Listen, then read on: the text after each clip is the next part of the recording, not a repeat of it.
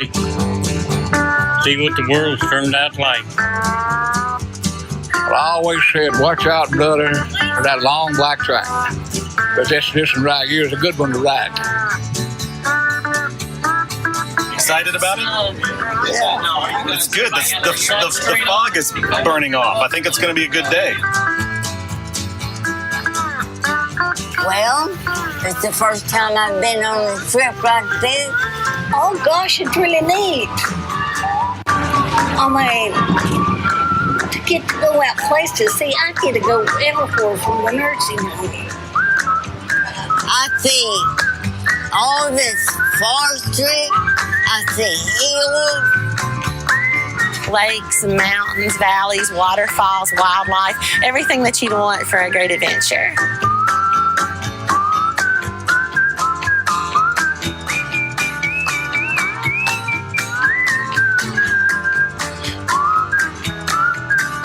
This vacation is one of the most heartwarming, one of the most blessed and rewarding things that we have done and ever will do.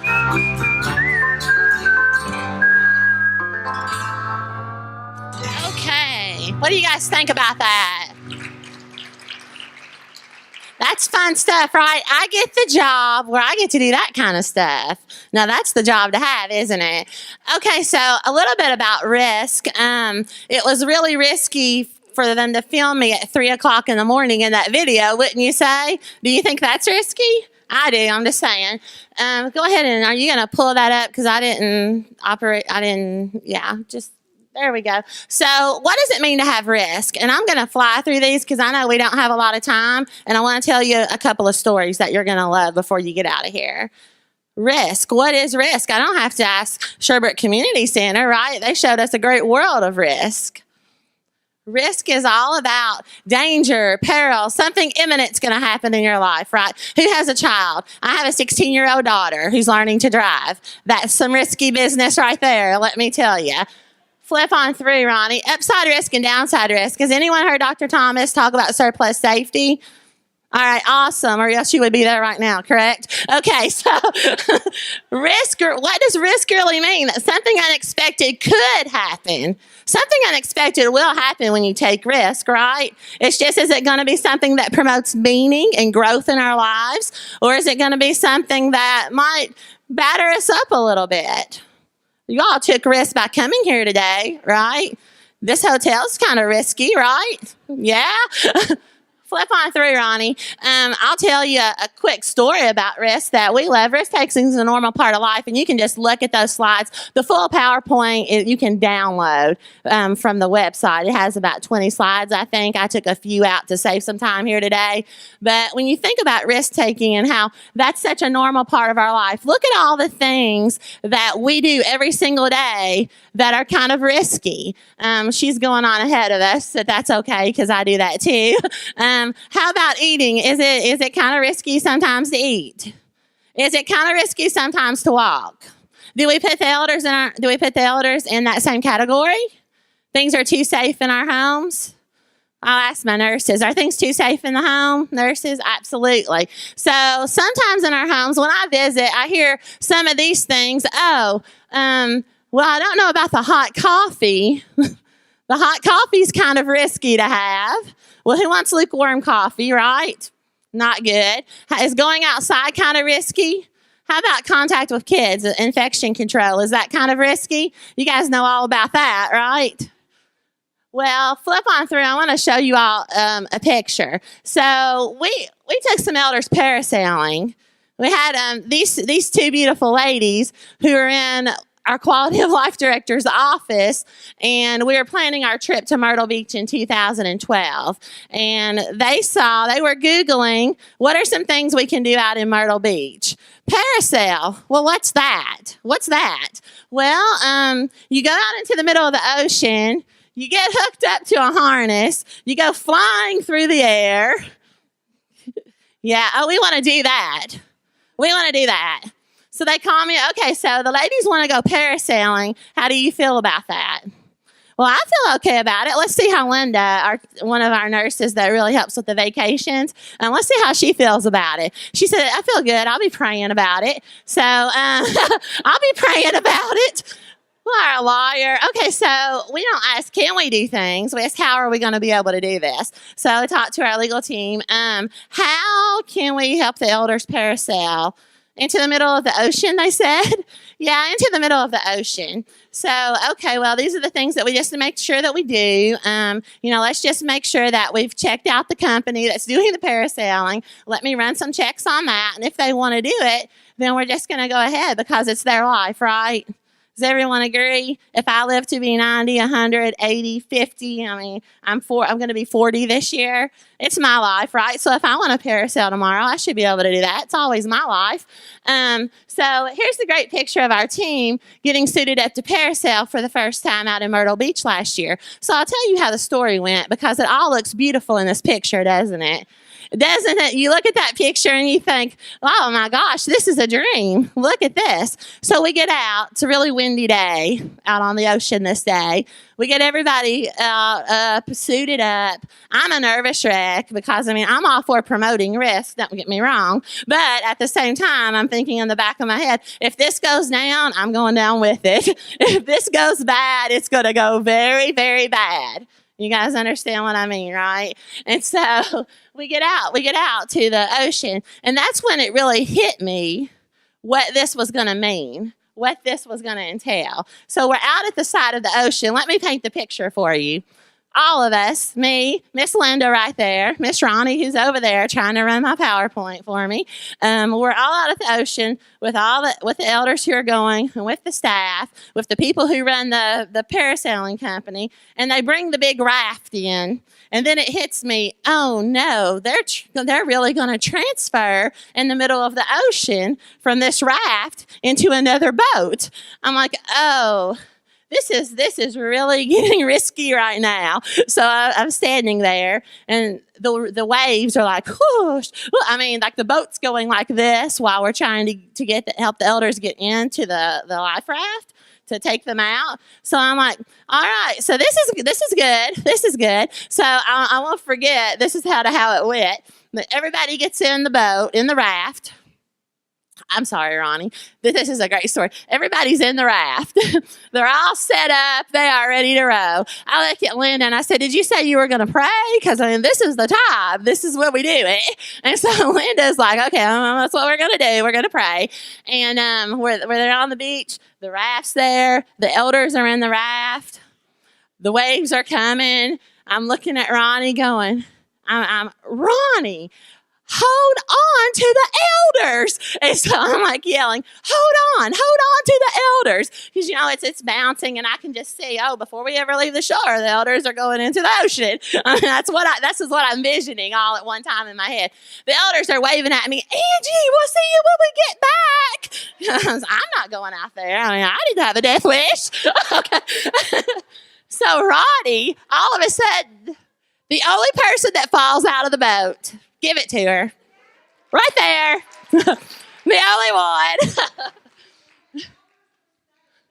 That's right. So I look up and Roddy's out of the boat. And I'm like, oh, dear God, Roddy, get back in the boat and hold on. So they get out to the middle of the ocean. They go up. The elders come back.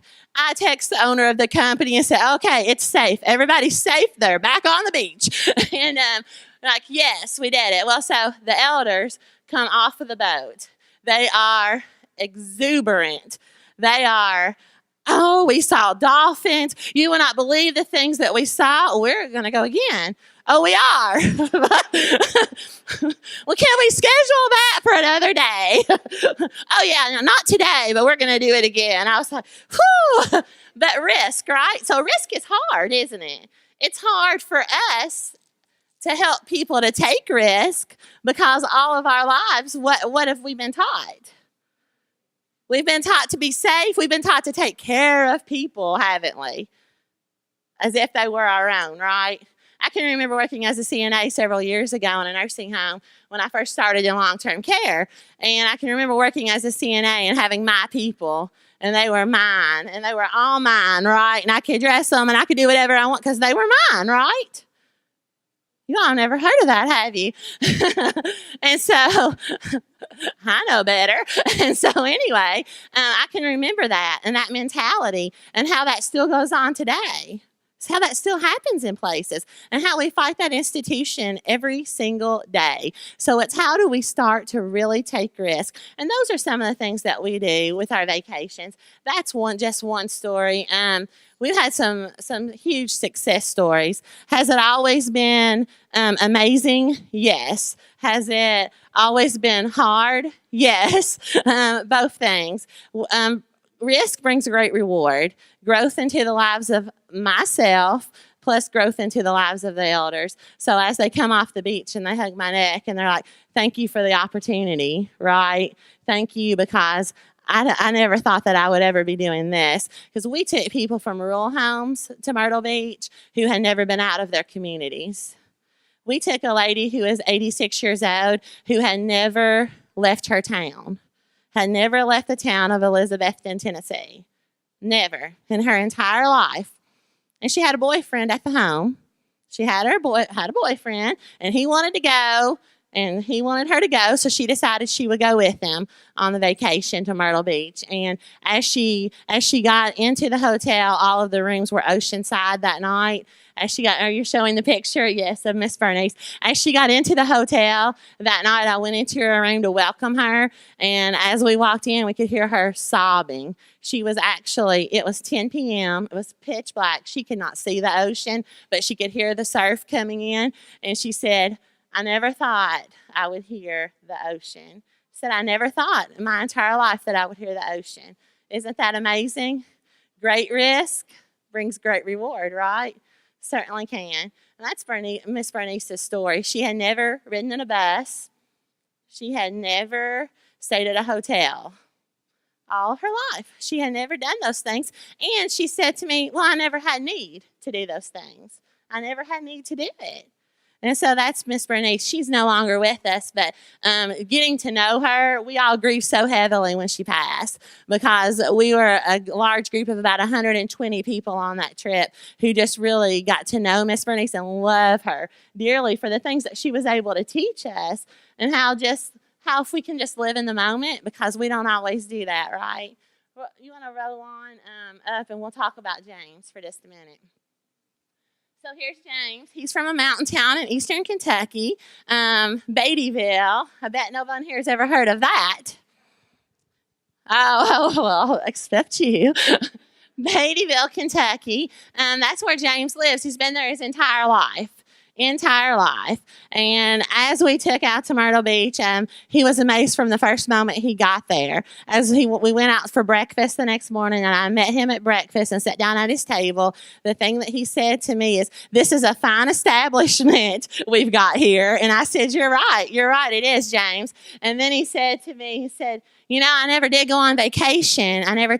We never went anywhere, my family. And I'll tell you why. And I said, well, why is that? He said, I never learned to read. So I never thought that I would be able to navigate the road signs to travel anywhere. He said, so this is amazing that I've been able to go on this vacation. So what happened to James while he was at the trip was that his story was shared. His story actually kind of hit the Associated Press, and people were picking it up all around Myrtle Beach. And there was a lady whose husband was terminally ill with cancer that lived in the Myrtle Beach area.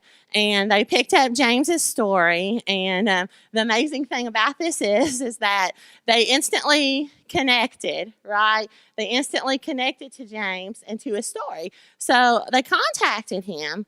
And the lady and her husband, who had no purpose, they felt like, because the husband was terminally ill with cancer and he was so very sick, decided that no, they couldn't live like that. They were going to give to James, and that they were going to make sure, because he had never seen the beach before, that they were going to send him some Christmas things that they made, homemade, that came from the beach. So the lady and her husband walked the beach every night and picked up a few shells, and a few shells. And they made him a Christmas tree out of those shells, and they shipped it to him. Isn't that a beautiful story? So it's how do our stories, when we share our stories, really impact others? And when you share the story of risk, so when you talk about these things, people immediately, you're drawn to this, right? You're thinking, oh, we have to do this. We have to do this. Our first trip was in 2011. We took 26 elders to Walt Disney World. I'm looking at the time because I don't want to go over on you. 26 elders to Walt Disney World in 2011. As we were there about the second day, there was a gentleman from Memphis, Tennessee that came up to me and he said, I just want to talk to you about this vacation. And I said, okay, all right, so what are we going to talk about? And she's going to start crying in a minute, Ronnie, because she was there and she remembers. And he said, I just want you to know that I wasn't able to take my wife on a vacation. We saved all of our retirement. He said, I just want to teach you something. That's what he said. We saved all of our retirement, all of it, so that we could travel when we were older. He said, so what happened is my wife diagnosed with pretty advanced dementia, and I had to spend my retirement on caregivers to take care of her. And then he said I had a stroke, so then the rest of my retirement went to take care of myself. And he said, I never thought that we would travel or have a vacation like this. But here's what he said: don't wait to do the things that you always want to do. He said, because you never know if the turn's going to come around for you. So just thinking about that risk and thinking about that into your life. Wise words, right? Very wise words. So what else do we got here, Ronnie? Okay, so let's talk about this for just a second. And if you guys have any questions, you can just email me later, and I can send you any kind of information or other links to other videos that you want. But why do the vacations? Explicitly, why do we do them? We got hooked on them in 2011. This year we're doing four vacations. We're taking a group of 24 elders in 2 weeks to Panama City Beach. In June, Father's Day week, we're taking 6 guys to Boston to a Red Sox game. And then in October, we have, I think, 36 elders coming to Gatlinburg, Tennessee for a week in the mountains. And then we have a large group, I'm thinking about 50 elders going to Walt Disney World for the Very Merry Mickey Christmas party in December. So why do we keep adding? Why do we do it? And why do we keep doing it? Well, it's all about choice, first of all. People who live in Florida, they want to come to the mountains. People who live in the mountains, what do they want? They want the ocean. We always want what we can't have, right? How do we do things that are as normal to our lives as possible? So I took family vacations. I was blessed as a child, and I got to go on family vacations. So when we do that in our lives, can you imagine how that stops one day, and we're not doing that anymore because we're in an institutional setting? How do we make true homes? How about giving elders opportunities to connect with people from other areas and walks of life? As you heard with James's story, amazing concept, right? How about at the very bottom? It's just the right thing to do. Right? That's our motto. That's the right thing to do. All right, pump us on up here, Ronnie, and I think that's it. So how do we accomplish it? Let's just talk really quick about this. A team of people from all departments. That's necessary, isn't it? So taking risk, you need a team of people who can really assess the situation and not put an obstacle in the path that says we can't do it. So when I talk to people about this, automatically sometimes they say, oh, we can't do that. Well, why can't we do it? How about if we figure out how we can do it? We met with the Tennessee Department of Health, and we figured out how can we take people on vacations. How about organization? We plan at least 12 months out for every event that we go on. We're looking at an international event. We're hoping that's what we're going to be doing within the next 2 years, is an international event. Surprise! Clinical planning. So Linda right here, Linda McDaniel, she's been with me since 2011, and her and I birthed a vacation along with Ronnie over there.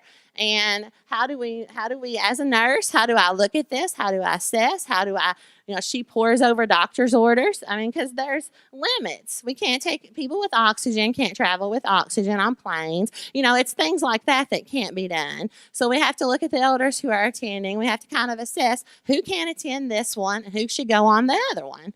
All of that, and then meeting with the legal team. So when you kind of break it down in those segments, it kind of makes sense on how you can do it. I know that it seems like a huge thing for some of you who have never done it, and it is a huge thing, don't get me wrong. So if you decide to do it, please call me so that I can help you, because I'll be glad to.